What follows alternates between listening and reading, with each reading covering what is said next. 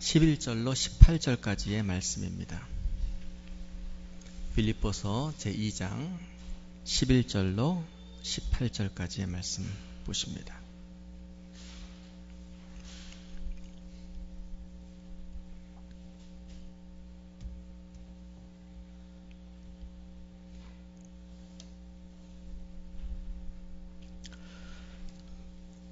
봉독해 드립니다.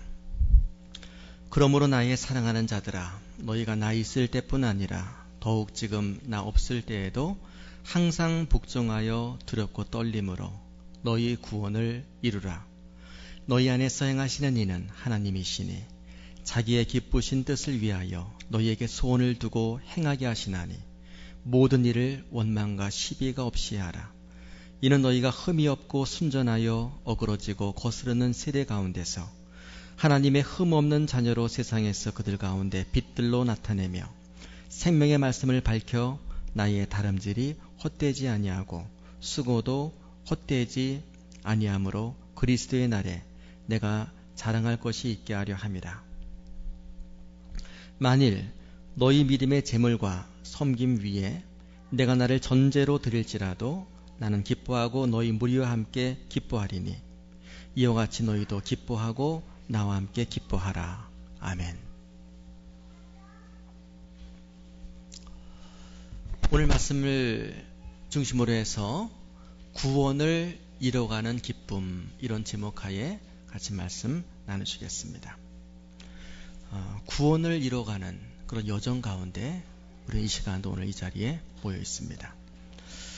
오늘 본문 12절 처음 시작하는 말씀은 이렇게 시작을 합니다. 그러므로 나의 사랑하는 자들아, 너희가 나 있을 때뿐 아니라 더욱 지금 나 없을 때에도 항상 복종하여 두렵고 떨림으로 너희 구원을 이루라. 권고의 말씀입니다. 구원을 이루라 라고 말씀하시는데 누구에게 하시는 말씀이죠? 이것은 바울이 빌립보 교회 성도들에게 하시는 말씀입니다.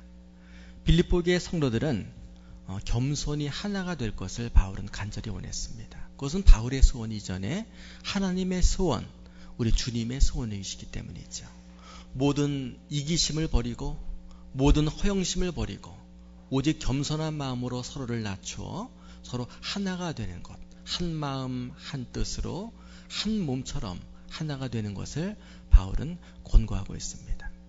그럼 하나가 돼서 할 일이 뭐냐 하게 되면 바로 구원을 이루는 것입니다. 우리 믿음 생활의 목적은 뭐냐? 구원을 이루는 것입니다. 우리 새로운 교회의 존재 이유가 뭐지요? 우리 교회가 존재하는 이유는 구원받는 백성들을 구원을 이루어가는 그 일을 돕고자 하는 모임이 우리 새로운 교회입니다. 모든 교회도 마찬가지지만 우리 교회의 목적은 두 가지죠. 구원하는 것, 또 구원을 이루어가는 것. 그래서 구원받는 영혼들을 많이 교회를 통해서 구원시키는 것, 구원받은 영혼들이 구원의 그 완성, 그리스도의 장성한 분량에 이르기까지 성장시키는 그 일을 교회는 두 가지를 하는 것입니다. 우리 이제 두 주 후이면은 우리 선교원 일일 수련회를 떠납니다. 떠나는데 아까 광고 시간에 그 홈페이지 로그인해서 그 화이트 펜션이 상당히 멋있더라고요.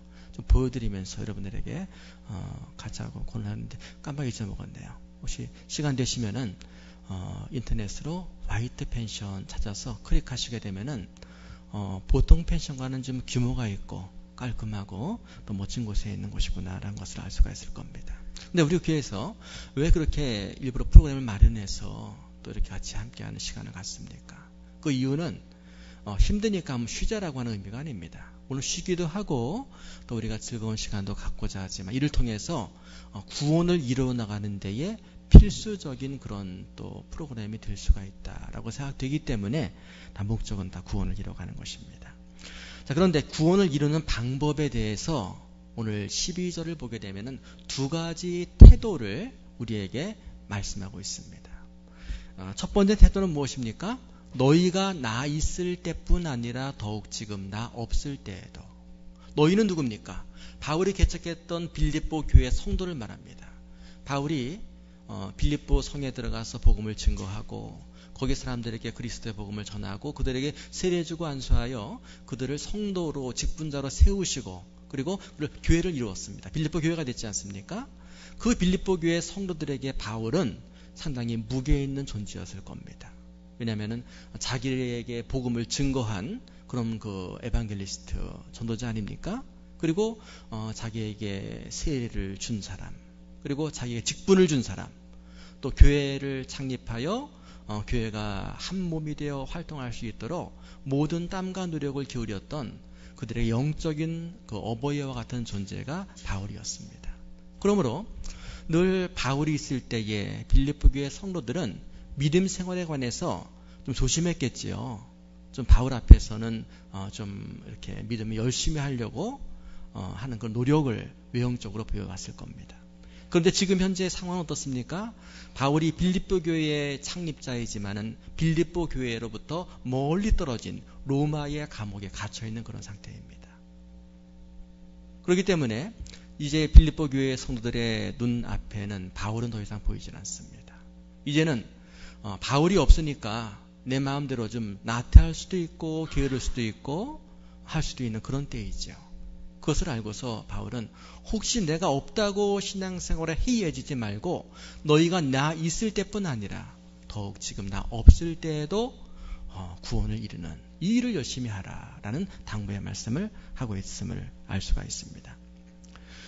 나 있을 때뿐 아니라 더욱 나 없을 때에도 이런 이 말씀을 좀 축약해서 표현하라라고 한다면은 라틴어로 코람데오라라고 하는 말입니다. 코람데오, 회사 이름과 또 상표 이름으로 간간히 우리 눈에 띄는 그런 말인데, 코람이라고 하는 것은 뭐뭐 앞에서라는 영어로 before라고 하는 말이고, 데오라고 하는 것은 하나님, 신을 얘기합니다. 하나님 앞에서 신전의식을 가지라라고 하는 말입니다. 우리가 사람의 눈을 의식하며 살 때에는 늘 유한함이 한계가 있습니다. 그 사람이 볼 때만, 그 사람의 시야가 미칠 때에만 우리가 열심히 하지요. 그러다가 그 사람이 문을 닫고 나가든지 내가 자리를 피하게 되면은 이렇게 좀 긴장이 풀리고 할 수가 있는데, 그렇게 하지 말란 말씀입니다. 바울이 눈앞에 있든지 없든지 간에 하나님 앞에서 늘 불꽃 같은 눈으로 그들의 모든 삶을 살피시고 속마음까지 들여다보시는 하나님 앞에서 부족함이 없도록 열심히 구원을 이뤄가는 그 일을 하라라고 하는 것이 오늘 구원을 이루는 첫 번째 태도인 것입니다. 시편 121편 4절에 보게 되면은 이런 말씀이 있습니다. 이스라엘을 지키시는 이는 졸지도 아니하시고 주무시지도 아니하시리로다. 우리 하나님은 어떤 분이십니까? 졸지 않는 분이십니다. 절대로 한눈 안 파세요. 주무심이 없습니다. 휴가가 없습니다. 하나님은 늘 24시간. 우리의 인식이 생기고 우리 인식이 끝나기 이전, 우리 생애 전, 이 생애 후 전체 하나님께서는 늘 한눈에 보고 계시는 그런 분이다라는 말씀입니다. 요한계시록 20장 13절에 보게 되면은 바다가 그 가운데서 죽은 자들을 내주고 또 사망과 음부도 그 가운데서 죽은 자들을 내주매 각 사람이 자기의 행위대로 심판을 받고, 하나님께서는 우리의 모든 말, 우리 마음속에 품고 있는 생각들, 우리의 행동들, 이 모든 것들을 빼곡히 우리 당신의 행위록에 기록을 하고 계십니다. 빼놓지는 않으셔요. 그래서 늘 내가 말하는 모든 것들, 내가 지금 내 생각, 내 머리를 스치지는 모든 생각들, 이것은 하나님께서 나는 잊을지언정 결코 잊지 아니하신다, 기억하신다 라는 생각을 하게 될 때에 우리는 구원을 이뤄감에 있어서 좀 치밀하고 좀 정돈 있게 해나가는 믿음의 삶을 살 수가 있는 겁니다. 오늘날 많은 성도들이 부끄러운 모습으로 살아가는 경우가 있습니다. 그 이유가 뭡니까? 마치 성도가 구원받지 못한 사람인 것처럼 살아가면서 욕을 먹는 그 이유는 이 코람데오, 신전의식이 결여되어 있기 때문에 그렇다라고 하는 말씀입니다. 오늘날 교회 안에서 행동과 교회 밖에서의 행동이 일치를 보이지 않는 그 이유가 뭡니까? 교회 안에서는 훌륭한 집사님입니다. 동네에서는 손가락질 받는 아줌마입니다. 그 이유가 뭐예요? 이 코람데오 의식이 없기 때문에. 교회 오면 하나님께서 나를 보고 계시고, 교회 오면 성도의 눈이 있고 목회자의 눈이 있지만은 밖에 가면, 동네 가면은 묻히거든요. 코람데오 의식이 결여됐을 때에 성도로서 탈선할 수밖에 없다라고 하는 말씀입니다. 성도 간에 법적인 소송이 벌어진 이유가 무엇입니까? 목사가 목사를, 목사가 장로를, 성도가 성도를 고발하고 고소하고 서로의 죄를 묻는 재판장에 선 그런 경우가 있습니다. 이유가 뭐예요? 하나님의 말씀, 이 코람데오 말씀을 뒤로 그 앞에서 벗어났기 때문입니다. 성경에는 절대로 성도 간에 어떤 분쟁이 생겼을 때에 그 문제를 가지고 세상 법정으로 가져가지 말고 교회 안에서 은혜 가운데 해결하라라고 명령이 되어져 있습니다.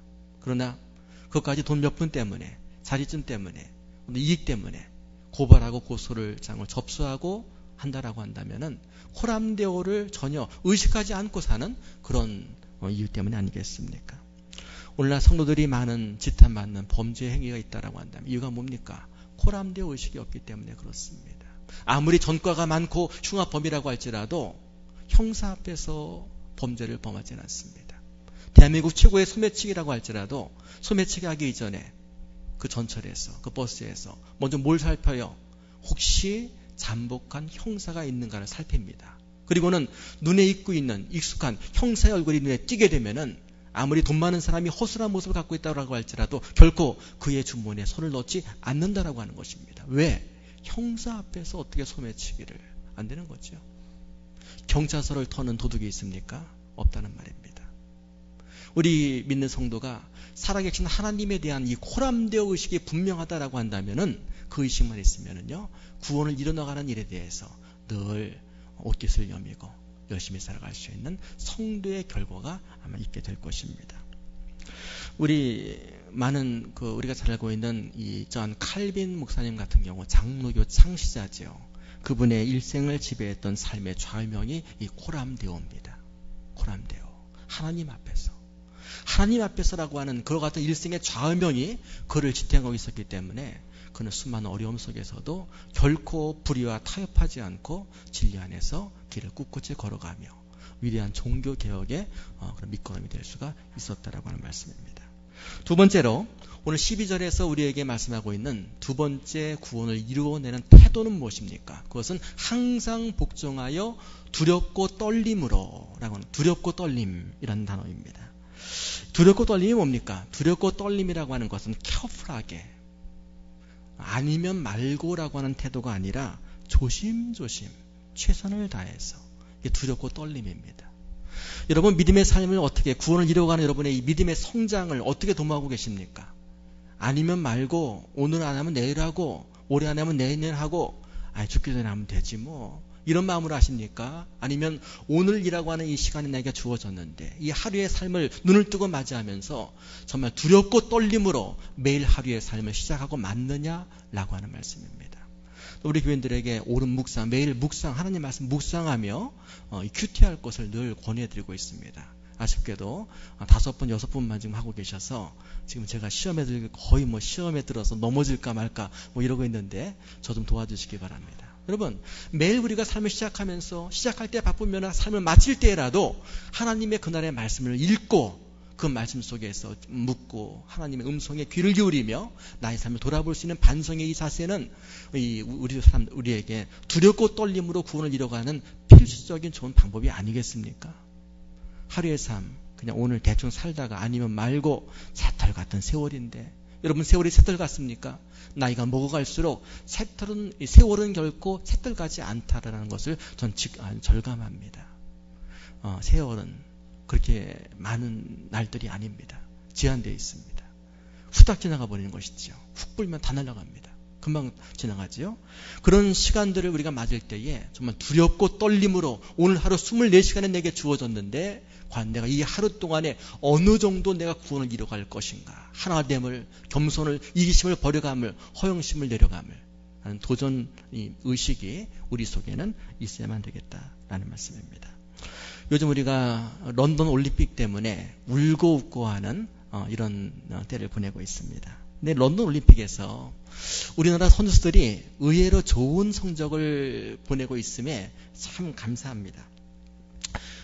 뜻밖의 좋은 성적들을 많이 보내고 있지 않습니까?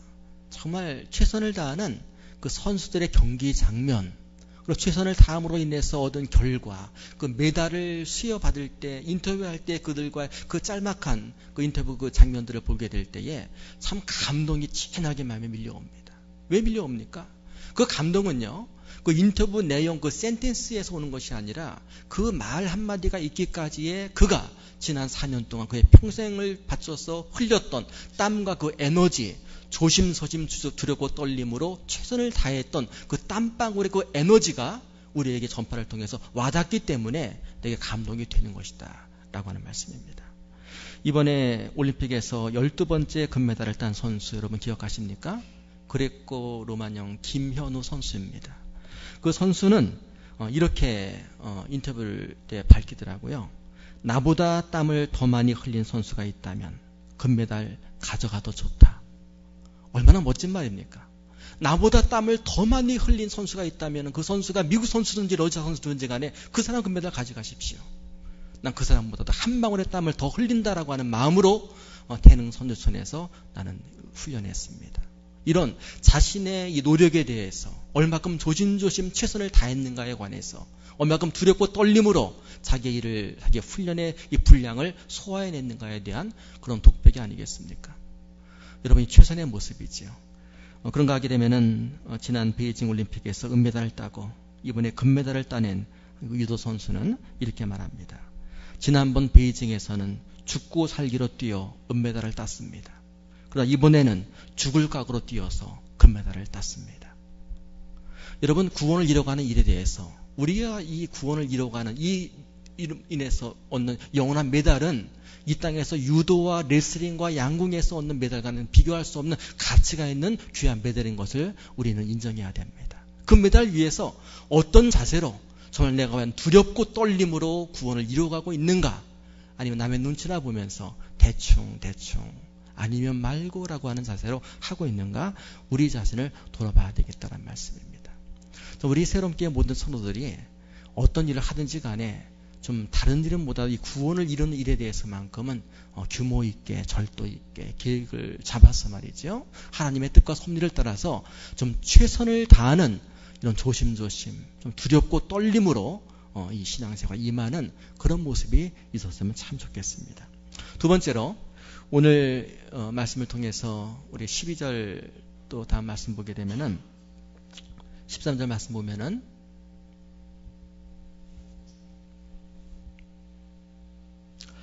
너희 안에서 행하시는 이는 하나님이시니 자기의 기쁘신 뜻을 위하여 너희에게 소원을 두고 행하게 하시나니 라는 말씀을 우리가 읽어볼 수 있습니다. 여러분 한번 이 말씀 같이 한번 읽어보시겠습니다.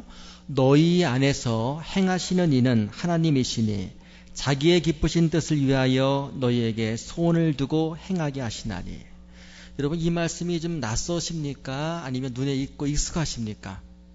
좀 익숙하지 않으십니까? 어디 있어요? 주보 맨 앞을 보십시오. 주보 맨 앞에 보면은 맨 위에 있지 않습니까? 또 눈여겨 교회 오신 분들은 교회 오실 때에 출입문 바로 위에 이렇게 이 성구가 거기에 이렇게 또 프린트되어 있습니다. 또 우리 교회 PPT에도 자주 등장하는 그런 그 로고 화면처럼 등장하는 것이 이 말씀의 영어 버전 May God work in you, both to will and to do 라고 하는 말을 읽어볼 수가 있습니다. 여러분 이 우리 교회 주제 이 표 성경 말씀인 이 말씀 오늘 본문의 13절을 통해서 우리는 하나님은 어떤 분인가를 우리가 배워볼 수가 있습니다. 그럼 하나님은 누구십니까? 많은 사람들은 하나님을 이 세상을 창조하셨지만 저 멀리서 뒷짐지고 관망하시는 분으로 오해하는 분이 계십니다. 하나님이 세상을 만드시고 나를 이 땅에 보내신 것은 내가 압니다. 그러나 하나님은 저 멀리 우주 건너편에서 내가 어떻게 사는지를 마치 관람석에 있는 관중처럼 지켜보시고 관망만 하시는 분으로 오해하는 분들이 많다라고 하는 말씀입니다. 그러나 하나님은 어떤 분이십니까? 하나님은 살아계신 인격체이십니다. 하나님은 살아계신 인격체로서 모든 일들을 우리를 위하여 계획하시고 행동하시고 섭리하시는 살아있는 영이십니다. 이 파워십니다. 이 하나님은 어떤 분인가? 우리를 위해서 어떻게 일하시는가? 오늘 이 13절에 하나님의 모습을 세 가지로 우리가 소개받을 수 있는데 저는 오늘 설교 노트에도 나와 있습니다만은 주보안에 세 가지 P로, 3P로 표현을 해봤습니다. 프레이저, 프랙티스, 프라이즈. 첫째 하나님은 어떤 분입니까? 너희 안에서 행하시는 이는 하나님 어떤 분이냐? 이는 하나님이시니 자기의 기쁘신 뜻을 위하여 너희에게 소원을 두시고 우리에게 이 프레이저 당신의 기쁘신 뜻을 위하여 우리에게 기쁜 소원을 주시는 분, 이 프레이저의 하나님이다 말씀입니다. 기쁜 일들이 많지요. 세상에 선한 일들이 많습니다. 그러나 진정 끝까지 우리가 슬퍼하지 않고 기뻐할 수 있는 일들은 그렇게 많지는 않습니다. 세상의 기쁨은 다 한계가 있습니다. 세상에 어떤 좋은 것들은요, 다 때가 바뀌고 사람이 바뀌면 다 시들어집니다. 그러나 하나님께서 우리에게 주신 기쁨만큼은, 하나님으로 인한 기쁨만큼은 시대가 변하고 환경이 변해도 변하지 않는 기쁨이 되어진다. 그 기쁨을 하나님은 당신의 사랑하는 자녀들의 가슴 속에 심어주시는 분. 여러분 속에 그 프레저가 있습니까? 성도의 특징은요, 성도는 얼굴이 기쁨이 넘쳐야 됩니다. 성도는 이렇게 근엄하고 엄숙하고 고민이 있고 고뇌에 찬 그런 얼굴 되면 안 됩니다. 자주 그러진 않지만은 가끔 이 유선 방송에서 기독교 방송과 불교 방송을 이렇게 왔다 갔다 하면서 볼 때가 있습니다. 재미있어요. 왜 재밌냐 하게 되면은 바로 채널이 옆에 채널이 있거든요. 저희 동네는. 그런데 기독교 방송과 불교 방송을 왔다 갔다 하면은 때에 따라서는 거기에 목사님이 설교할 때도 있고 또 스님이 또 설법할 때도 있고 인터뷰할 때도 있고 또 참불가할 때 또 찬양할 때 이런 게 있습니다. 근데 왔다 갔다 하다 보게 되면은 표정이 재밌습니다. 대체적으로 다는 아니지만은 기독교 방송에 나오는 사람들은 얼굴이 밝습니다.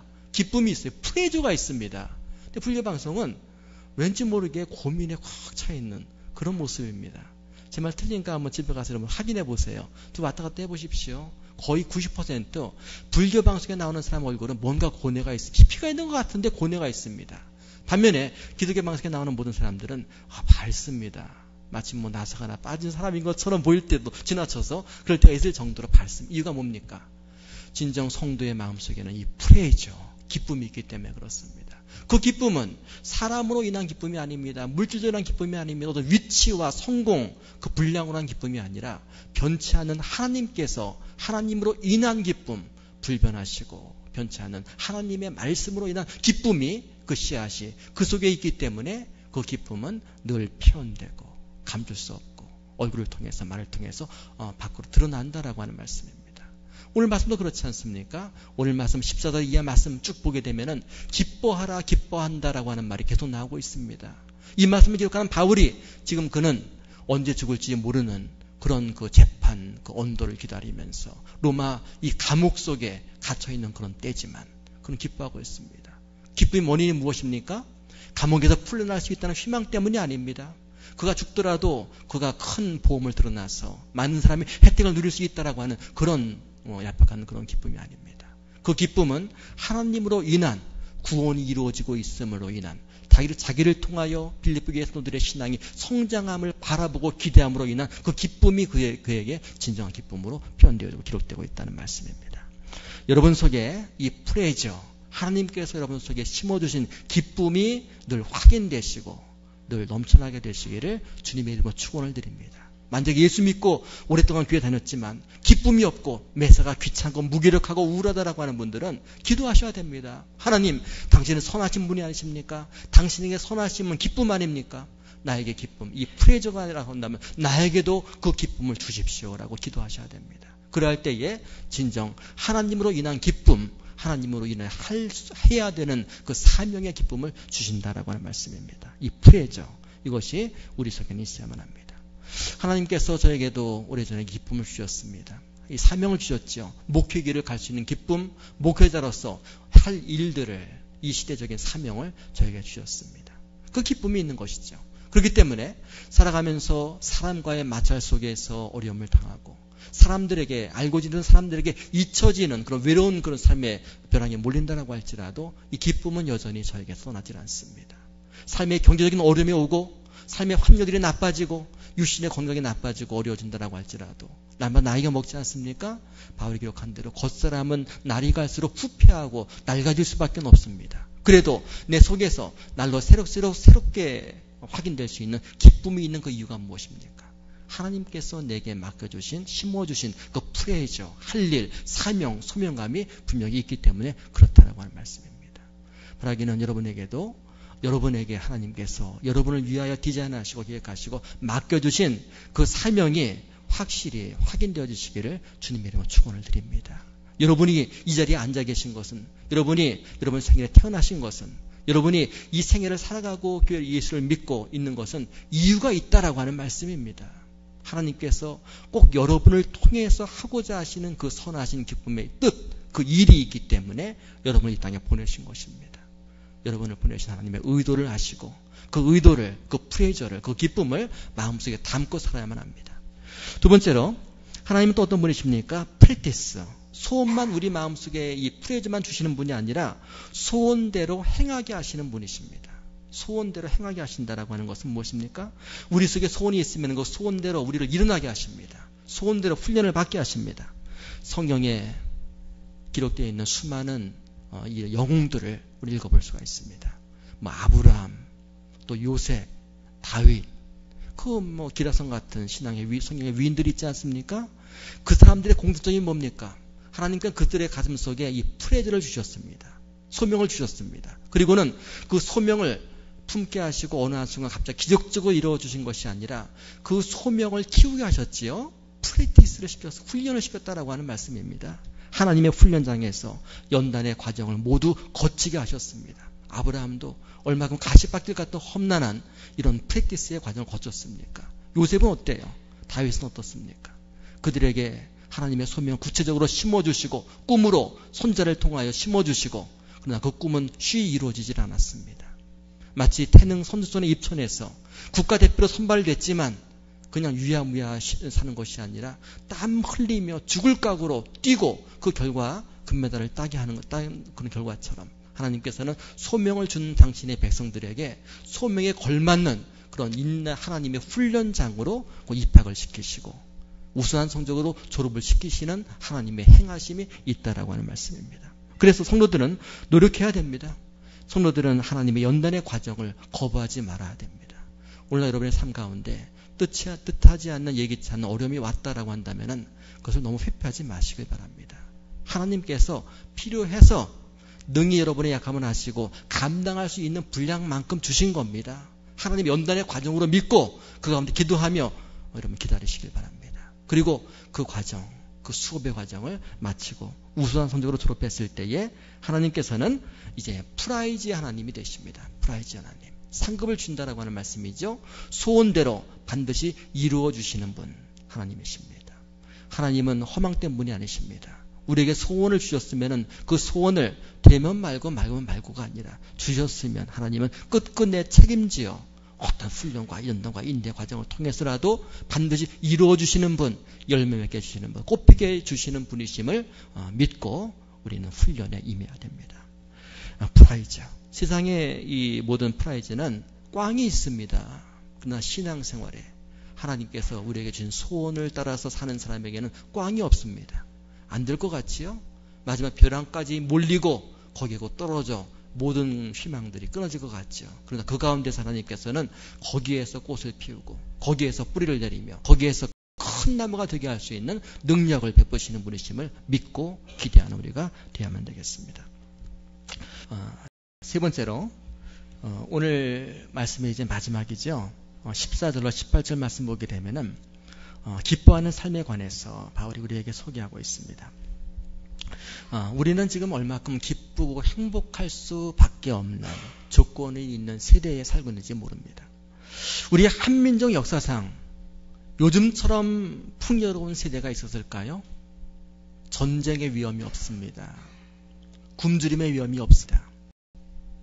어떤 억울하지만 하선할 데 없는 그런 모호한 그런 것 같아요. 어떻게 본다면 참 꿈인지 생시인지 모르는 그런 세대에 우리는 살고 있습니다. 우리 과거의 조상들이 지금 우리들이 살고 있는 이 때를 보면은 얼마큼 놀라겠어요.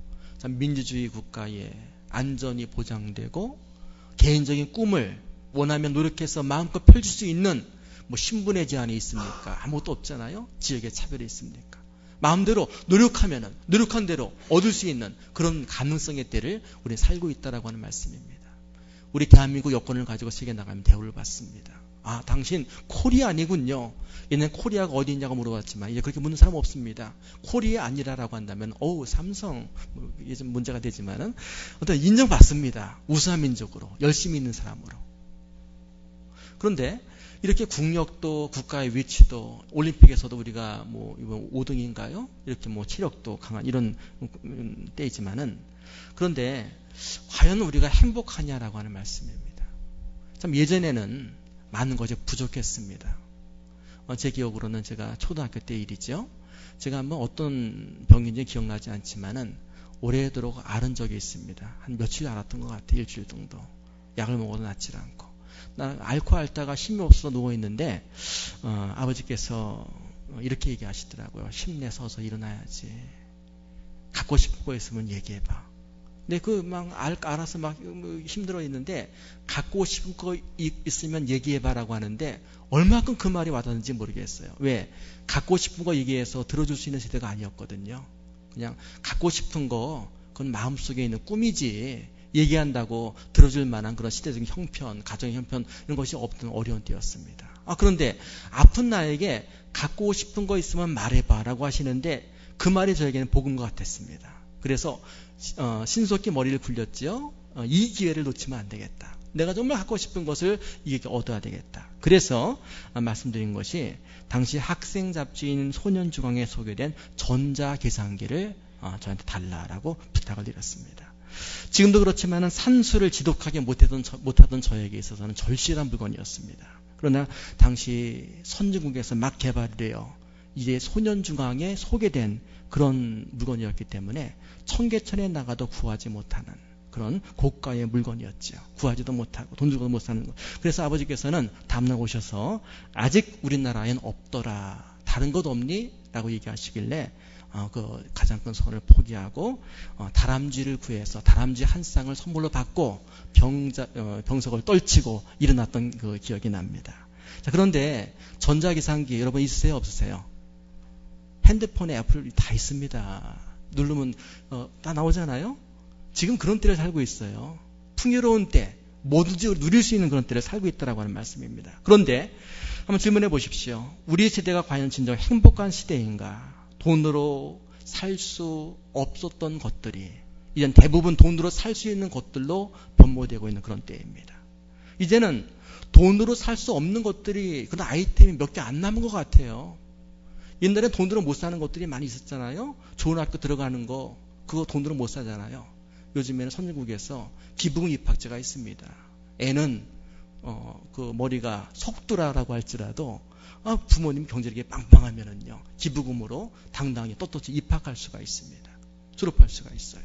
좋은 직장도 그것도 열심히 시험만 잘 봐대는 것이 아니라 돈이 많은 힘이 있는 그런 친척이 힘을 써주면 의외로 수월하게 좋은 직장을 얻을 수 있는 그런 때입니다. 줄서기도 마찬가지 아닙니까? 우리 민주국가에서 좋은 것이 있으면 먼저 온 사람이 차지하는 것이지만은 요새는 특별하게 이런 놀이동산 같은 데 가서도 그 익스프레스권이 있지 않습니까? 2배 정도의 입장료를 지불하게 되면은 줄 서지 않고도 빠른 재미있는 놀이기구를 앞자리에서 탈 수 있는 커트라인에서 할 수 있는 세치게 할 수 있는 그런 권한을 당당하게 파는 그런 때입니다. 어떻게 본다면은 대부분의 것들을 돈으로 살 수 있는 것처럼 보입니다. 돈이면 행복해질 수 있는 것처럼 순간 착각할 수밖에 없는 그런 시스템 속에서 살고 있습니다. 모든 것이 거래의 대상이 되고 있는 시장 지상주의 세상입니다. 그래서 많이 누리려면 더 많은 돈이 필요하지요. 그래서 더 많은 돈을 벌려면 어떻게 해야 돼요? 더 많이 땀을 흘려야만 합니다. 그래서 많은 사람들이 돈만 있으면 다 돼라고 하면서 돈만 있으면 행복해질 수 있어라는 생각 속에서 돈 벌기 위하여 많은 것들을 포기하고 있습니다. 소박하게 행복을 추구하는 그런 삶을 지탱하기에는 유혹이 너무나 많은, 물질의 유혹이 너무나 많은 그런 때를 우리가 살고 있다라고 하는 말씀입니다. 근데 과연 이거 정답입니까? 이제 대부분의 그 젊은 부부를 보게 되면은 엄마 아빠 같이 맞벌이를 합니다. 왜 맞벌이를 합니까? 한 푼만 벌어서는 많은 돈을 모을 수 없기 때문에 맞벌이를 하지 않습니까? 그리고 맞벌이를 하면서도 또 한쪽 부모는 밤 늦게도록 일하고 옵니다. 일찍 와서 아이와 함께 놀고 함께 가족과 함께 지내는 그런 행복을 유보하는 거지요. 많은 돈을 위해서. 내가 자녀가 있는데 그 자녀에게 훌륭한 교육을 주고 그 자녀의 앞날을 위해서 난 더 많은 돈을 벌어야 되겠다. 그렇기 때문에 밤 10시, 11시에 들어옵니다. 자녀가 잘 때 들어와서 아이의 자는 얼굴밖에는 기억나는 것이 없는 그런 아버지가 얼마나 많습니까? 그러나 그렇게 해서 많은 돈을 모았다라고 할지라도 그 돈을 자녀에게 물려주고 훌륭한 과외 또 교육을 자녀에게 제공했다라고 할지라도 과연 그것이 진정한 행복이냐라고 하는 그런 말씀입니다. 그렇게 자란 자녀들은 청소년이 됐을 때에 아버지를 거부합니다. 왜 거부합니까? 커넥션이 없습니다. 아이의 자라는 과정 속에서 아이와의 대화가 없잖아요. 그 커뮤니케이션이 없잖아요. 그래서 당신이 나에게 해준 것이 뭐가 있습니까? 말이 통하지 않습니다. 난 단절을 경험하게 된다라고 하는 말씀입니다. 이 세대가 풍요로운 것처럼 보이지만 여러분 결코 행복이 진정한 행복을 만나기 어려운 그런 세대인 것을 꼭 기억하시길 바랍니다. 오늘 성경은 이와 같은 시대상을 분명하게 표현하고 있습니다. 15절 말씀 보십시오. 15절 말씀에 보면 재미있는 세대의 단어가 나옵니다. 어그러지고 거스르는 세대라고 하는 말입니다. 우리가 살고 있는 이 시대를 좀 지칭하는 그런 적합한 표현 아니겠습니까? 이 시대가 진정 지대로 있는 시대입니까? 어그러지고 거스르는 세대. 황금 만능주의, 시장 자본주의 때문에 가족의 모든 관계에도 친구의 우정도 다 깨어지고 얼마 전에 본 드라마에서 그런 아주 명대사가 생각이 납니다. 어떤 거냐면 두 아주 절친한 친구가 있는데 한 친구가 그 친구를 배반해서 그 친구의 딸을 살해하는 그런 장면입니다. 그때에 그 친구에게 범죄를 사주하는 사람이 하는 말이 뭐냐 하게 되면은 세상에서 제일 약한 게 뭔지 아느냐? 유혹받지 않았던 우정이다라고 얘기합니다. 유혹하면은 그 절친 우정도 물질로 유혹하면은 금방 깨어진다라고 하는 말씀이죠. 어떤 세대예요? 정상입니까? 어그러지고 거스른 그런 세대를 우리는 살고 있다라고 하는 말씀입니다. 이 세대에서 절대 행복은 절대로 돈으로는 살 수 없다라고 하는 것을 여러분은 오늘 말씀을 통해서 명심하시고 기억하시길 바랍니다. 이 세대에 돈이면 다 되는 것처럼 보이지만 돈으로 많은 행복을 사시는 것처럼 보이지만 절대 행복 별치 않는 이 절대 이 프레이죠. 영원한 행복은 결단코 돈으로 살 수 없다라고 하는 말씀입니다. 절대로 이 돈 때문에 물질 때문에 행복을 유부하거나 잃어버리지 않는 지혜로운 여러분 되시길 바랍니다. 오늘 말씀을 통해서 이 14절로 17절 말씀 무엇입니까? 바울의 기쁨을 그들에게 소개하면서 빌립보 교회 성도들이 나처럼 기뻐하라 라고 말씀하고 있는 것은 구원을 이루는 기쁨입니다. 하나님으로 인한 기쁨이라는 말씀이죠. 여러분에게도 여러분 가정에게도 여러분의 신앙생활 여러분의 모든 하는 직업 일 모든 일에도 하나님으로 인한 기쁨이 늘 충만하시기를 주님의 이름으로 축원을 드립니다. 사람으로 인한 기쁨 한계가 있습니다. 물질로 인한 기쁨 한계가 있습니다. 내가 일하는 잡 포지션 직장의 이 성공도 위치로 인한 기쁨 이것도 다 제한적이고 한계가 있다는 말씀입니다. 오직 우리가 절대 행복은 하나님께서 우리 가슴속에 숨겨주신 그 기쁨을 내가 확인하고 그를 연습하고 훈련을 받고 인내하면서 열매 맺어가는 이 영원한 기쁨만이 참된 기쁨을 알고서 나는 하나님으로 인하여 기뻐합니다. 하나님께서 내게 심어주신 이 소명을 따라 사는 이 삶, 이 소명과 삶의 열매가 맺어짐으로 인하여 나는 기뻐하겠습니다. 그렇게 하기를 원합니다. 고백할 수 있는 여러분이 되시길 바랍니다.